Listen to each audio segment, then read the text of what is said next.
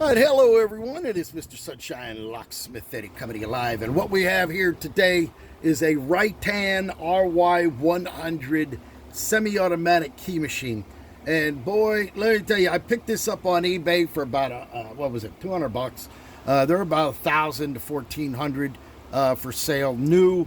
So for 200 bucks, and it was sold as it was. So I know I've been doing this for 40 years. And machines, short of having the bearings worn out, which I could replace the bearings, we could actually order virtually every part from Rytan. But what the problem was on this one was that the vices were locked up. They were seized up. They wouldn't move. Couldn't get nothing done.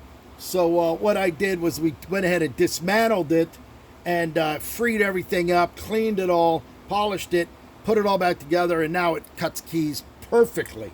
Right down, I just cut about 4 keys for a Sergeant, which is a very tight tolerance lock, and a Falcon IC core, and it just worked flawlessly. So what we're going to do right now, I'm going to show you exactly what we had to do to get this thing to work properly, and they're both the same size, sides, vice-wise. So we're going to go ahead and we're going to pull this out. We're going to unscrew the knob here. This is the two-way vise. It actually, you can only turn this way, or you can turn it around that way. So we're going to go ahead and set that aside. We're going to go ahead and we're going to unscrew. This just basically unscrews out of the housing. This is the housing here that screws down onto the base. This is the threaded rod for the thumb turn right here. You can see that. That screws down into there. All right, once we have that out, we can go ahead and take the 4 Allen screws out of here. Once we get these backed out.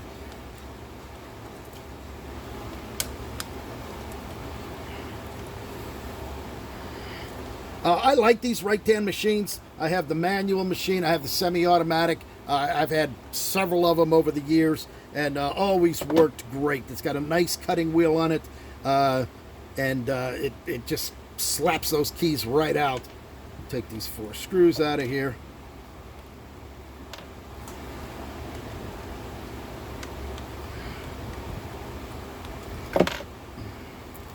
I checked everything else on the machine. It works perfect. The key guide works nice and smooth. We lube that up. I like to clean everything really good and then oil it up, even though the chips will stick to it. All right, so we have the plate off. This is the plate. And then just by sliding up the vise, I just actually had it up here. There it is. There you have it. There it is. All right. It was all covered with the original grease that was completely hardened up on it, and it was keeping it from moving up and down. So we went ahead and we cleaned off all the old grease. We used carburetor cleaner, cleaned it off, went ahead and hit this on a wire wheel to polish it up, cleaned it all the way around, cleaned down in here. Now it's very important you clean down here in the cylinder. There's a lot of dry grease and stuff that was down in here, and even if you clean this, you're not going to get it's still going to be jammed up until you get this out. So stick some carburetor cleaner down there, or whatever you're going to use, run a rag up and down, clean it up real good, and then this way you can put the vise back in, and then by cleaning it up just like that, you can see it's moving very nice and easy. It's nice tight tolerance there, and as you can see, there it is. So we're going to go ahead, we'll stick the plate back on, put your set screws back in there. Now you can put this back on anyway because it's non-handed, so you can put it any way you want. It's going to go right back on. So we go ahead and screw that down.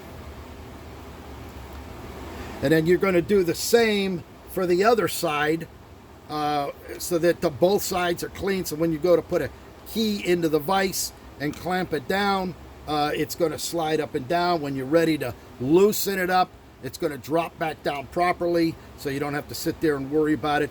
It would have to be done eventually to all machines, because the grease is going to harden up in there. If you have it in your van, It's going to happen even more often because if you live up north, you're going to be up there in that cold. So that grease, it's nice. It doesn't take long to take it apart, clean it up, make it look nice and smooth. And the machine, with the proper care, will last you a long, long time because, you know, you can pick these machines up again. I found this one on eBay for $200, and I took all of this apart. I cleaned everything, and we lubed it up. And now all we have to do, make sure you put the vise back on. We're gonna. This is the one side of it. This is the other side. So we're gonna put the heavy side down, standard side, and then we're gonna go ahead. We'll screw this back down. This is the knob that locks it down, and then this knob, once it screws down, it's actually bringing the vise up, and then there we have it. So we're going to back this down just a bit. We'll go ahead and tighten this down, the knob down, and then by upper and lowering the there it is.